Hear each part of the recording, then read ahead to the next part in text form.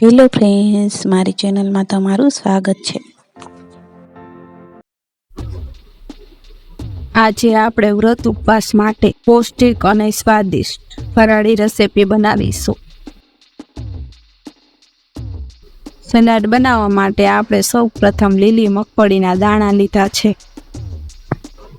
તેમાં 1 વાટકી સમારેલી કાકડી એડ કરીએ, ટમેટા, દાડમના દાણા, લીલા મોરા મરચાં લઈશું, કોથમીર અને સ્વાદ પ્રમાણે ફરાળી મીઠું ઉમેરીશું।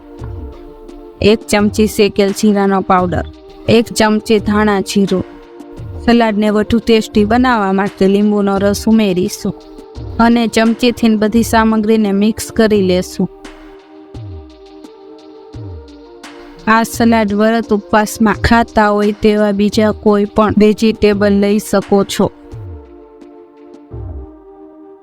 વ્રત ઉપવાસમાં આ રીતનું 1 વાટકા જેટલું સલાડ ખાશો તો મારું પેટ પણ ભરાઈ જશે અને મોડા સુધી ભૂખ પણ નહીં લાગે। જો તમે કાચું પનીર ખાતા હોય તો તેના ટુકડા પણ કરીને ઉમેરી શકો છો। તો ફક્ત 5 મિનિટમાં બનાવી શકાય એવો ફરાળી સલાડ તૈયાર છે। વ્રત કે ઉપવાસમાં તમે પણ આ સલાડ જરૂર બનાવજો। તમને આ સલાડની રેસીપી કેવી લાગી કમેન્ટ કરીને જરૂર જણાવજો। તમને જો મારો વિડીયો ગમ્યો હોય તો લાઈક કરો અને શેર કરો।